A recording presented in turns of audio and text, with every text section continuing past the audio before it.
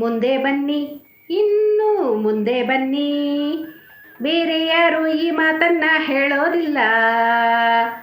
ಹಿಂದೆ ತಳ್ಳೋ ಜನರೇ ಹೆಚ್ಚು ಊರಲ್ಲೆಲ್ಲ, ಇನ್ನಾದರೂ ಜೀವನದಲ್ಲಿ ಮುಂದೆ ಬನ್ನಿ. ಈ ಹಾಡನ್ನು ಕೇಳೇ ಇರ್ತೀರ. ಬಹುಶಃ ಬಸ್ ಕಂಡಕ್ಟ್ರು ಬಿಟ್ಟರೆ ಸದ್ಯಕ್ಕೆ ನಾನೇ ಈ ಮಾತನ್ನು ಹೇಳ್ತಾ ಇರೋದು. ಯಾಕಂದರೆ ಒಬ್ಬರು ಬೆಳೀತಾ ಇದ್ದಾರೆ ಅಂತ ಗೊತ್ತಾದ ತಕ್ಷಣ ಅವರನ್ನು ತುಳಿಯವರೇ ಹೆಚ್ಚು.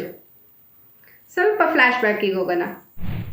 ನಾವು ಚಿಕ್ಕವರಿರುವಾಗ ಹಳ್ಳಿಯಲ್ಲಿ ಎಲ್ಲರೂ ಸಹಬಾಳ್ವೆಯಿಂದ ಜೀವನವನ್ನು ನಡೆಸ್ತಾ ಇದ್ರು. ಆವಾಗ ಒಬ್ಬರು ಒಳ್ಳೆ ಮಾರ್ಕ್ಸ್ ತಗೊಂಡ್ರೆ ಅಥವಾ ಒಳ್ಳೆ ಜಾಬಿಗೆ ಹೋದರೆ ಶುಭ ಹಾರೈಕೆಗಳು ಬರ್ತಾ ಇತ್ತು.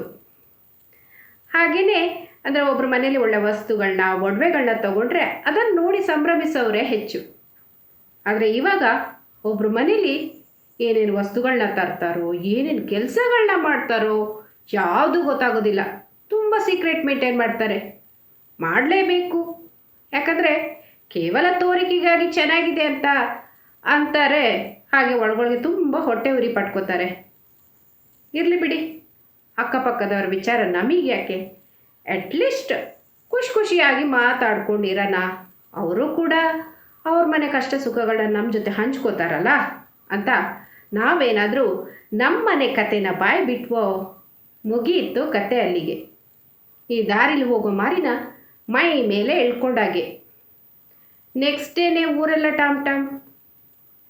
ಸ್ವಲ್ಪ ದಿನ ಕಳೆದು ಈ ಕತೆನ ಎಲ್ಲೋ ಕೇಳಿದ್ವಿ ಅಂತ ನಾವು ಯೋಚನೆ ಮಾಡ್ತಿದ್ರೆ ಆವಾಗಲೇ ಗೊತ್ತಾಗೋದು ನಮ್ಮನೆ ಕತೆ ಅಂತ. ಅದೇ ನಮ್ಮವರೇ ನಮಗೆ ಕೊನೆಗೆ ಮುಳ್ಳಾದರಂತೆ ಹಾಗಾಯಿತು.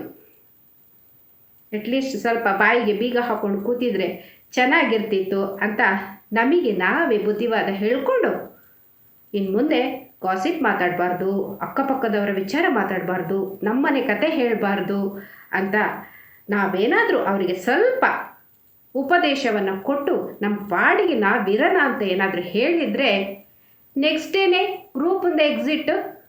ಆ ಗ್ರೂಪದ ಕಂಡೀಷನ್ನೇ ಹಾಗಿರಿ. ಅಕ್ಕಪಕ್ಕದವರ ವಿಚಾರ ತಿಳ್ಕೊಬೇಕಂತೆ, ಸ್ವಲ್ಪ ಗಾಸಿಪ್ ಮಾಡಬೇಕಂತೆ, ಇಲ್ಲಾಂದರೆ ಮಜಾನೇ ಇಲ್ಲ.